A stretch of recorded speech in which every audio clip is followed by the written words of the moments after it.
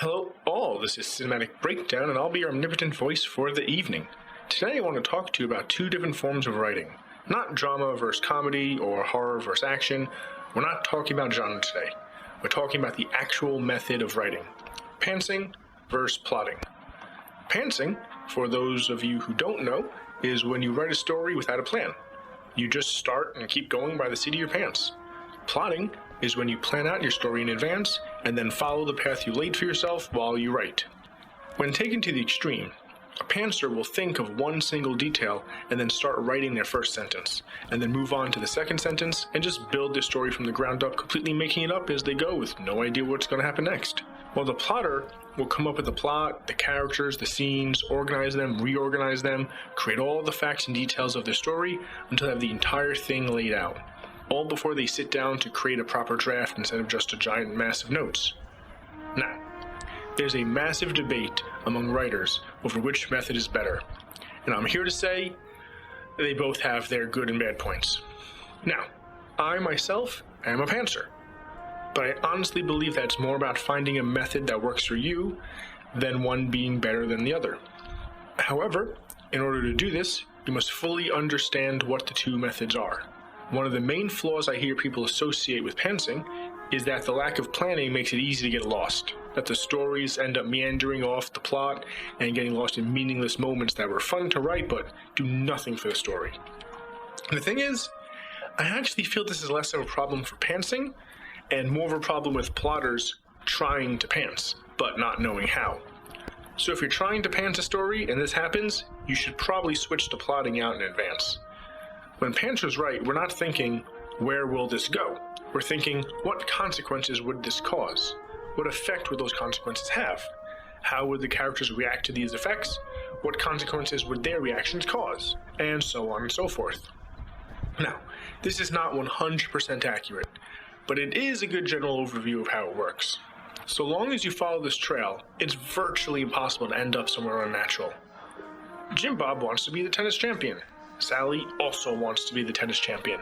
Bob dedicates himself to practicing as hard as he can. Sally thinks she's already good enough to win and just practices casually without concern. They have an unofficial match, and she wins. This strokes her ego, and she relaxes even more. This fires Jim Bob up, and he doubles down, desperate to win. Sally goes on a road trip to Florida, and Jim Bob opens a petting zoo. Wait, what happened here? We're off the story. How did this happen?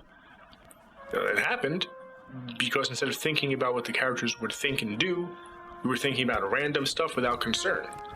If we were really writing this, we wouldn't be thinking, where does this end?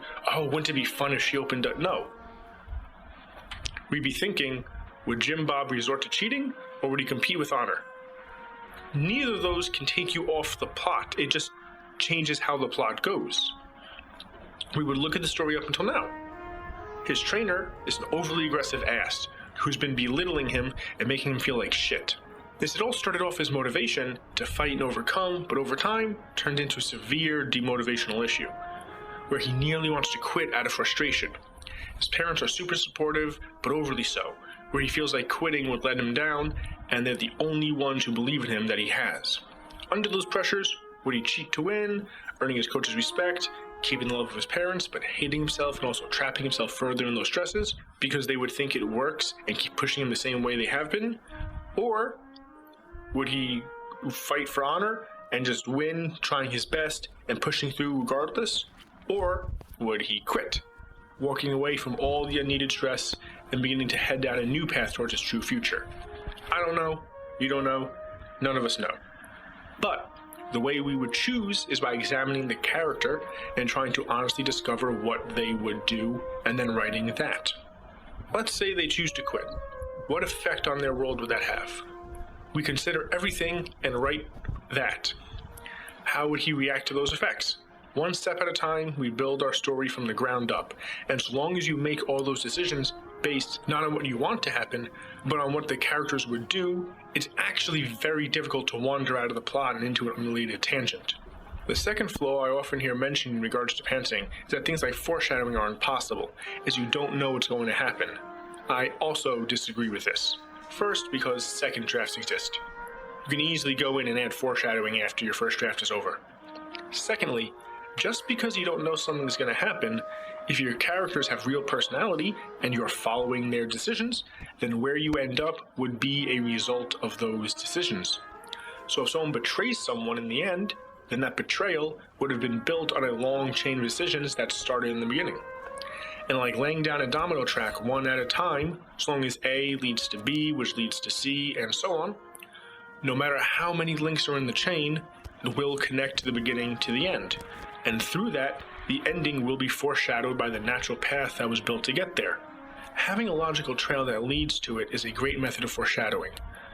We can look at the character as a person, and just like in real life, when someone does something you never thought they would do, but then looking back you suddenly see all the signs you missed that they were obviously going to do that thing, that's foreshadowing. And if you write your characters well enough, then it fully works out, and people will be shocked at the event and then catch all the signs they missed when they go back for a second time. Some flaws that are associated with planning is what I'm going to summarize as just flat characters.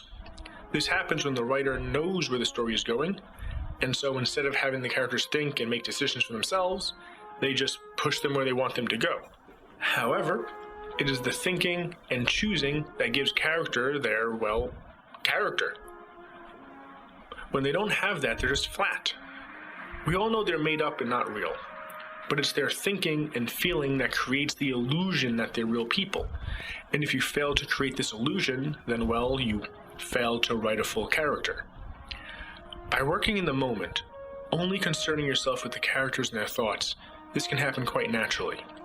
However, when you plan out the plot in advance, it's important to remember to plan out how you're going to make the characters think their way into the ending you want them to, not just through facts, but through the emotions they have and the decisions they make.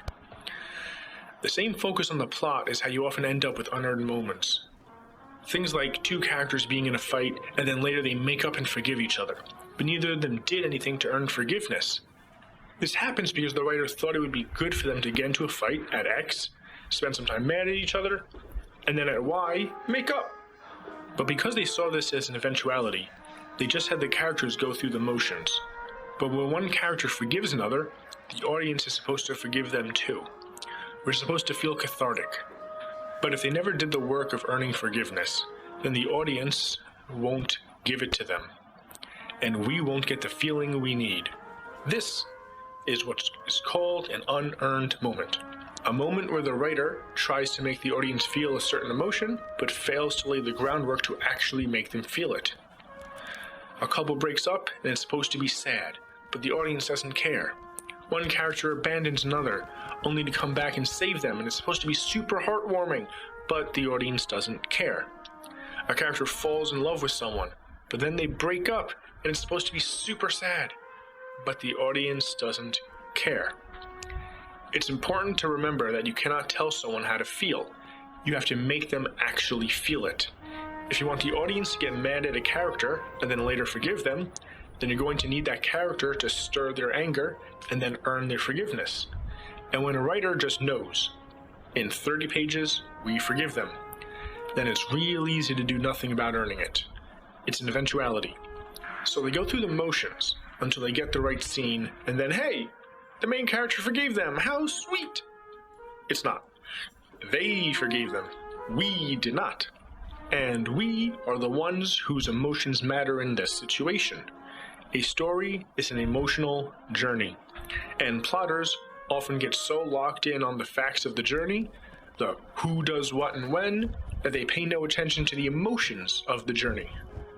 This can be simply fixed by remembering to include this in your plotting. When you're planning out who does what and when, include why. Because you either plot out the emotional journey, or there will not be one. And paint by numbers stirs nothing in no one. I've already said, either way can work. It's just a matter of knowing which way works best for you. When plotters try to pants, they end up lost and confused.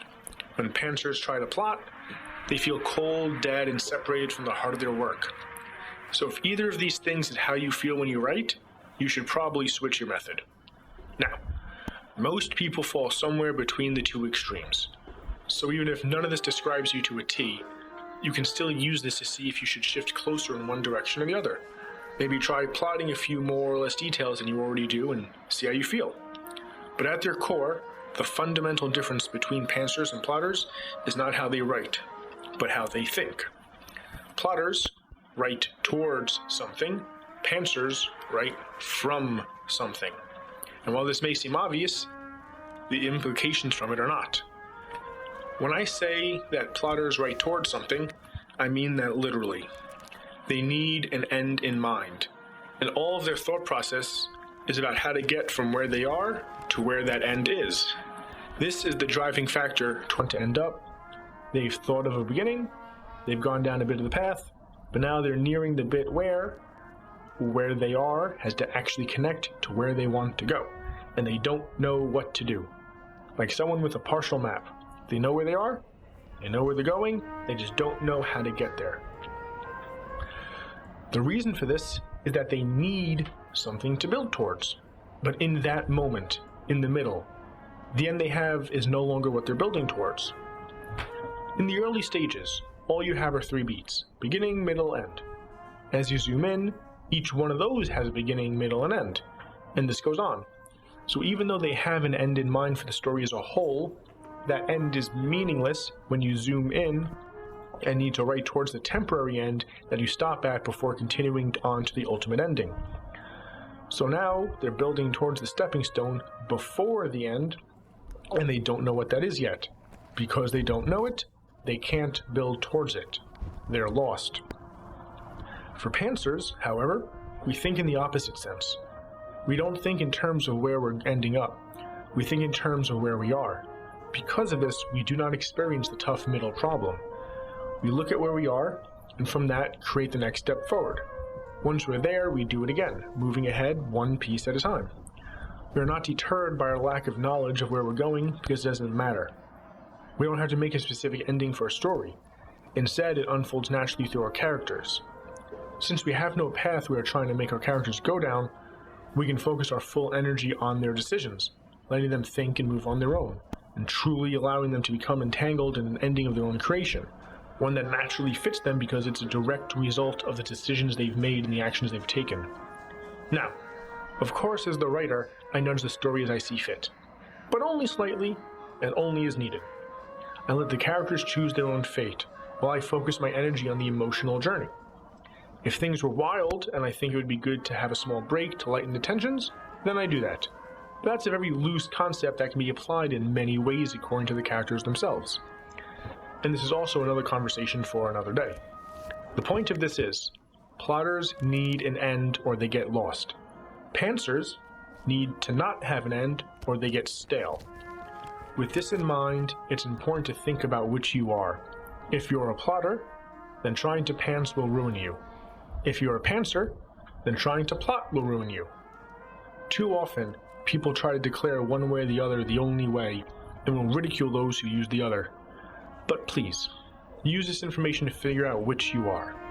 Oftentimes a writer will be using the wrong method and not know it, and their work suffers. If you think you need to switch, switch. I've met more than a few plotters who failed at pantsing for years before they tried plotting and instantly their work flourished. I've also met pantsers who plotted and hated it because the stories felt dead to them. But this was how they had been told to write, and they thought it was the only way.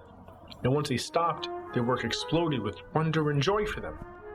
It's important to experiment and try new things to discover yourself and your method. Some people go extreme in one direction or the other, most are somewhere in the middle. If you meet someone who writes in a different method than you, please respect that. What works for you may fail for someone else, and what fails you may work for others. There is no one way. There are many ways. So try new things, find your way, but don't push it on others. And now, we've reached our end. So I'd just like to say, thanks for listening. Peace.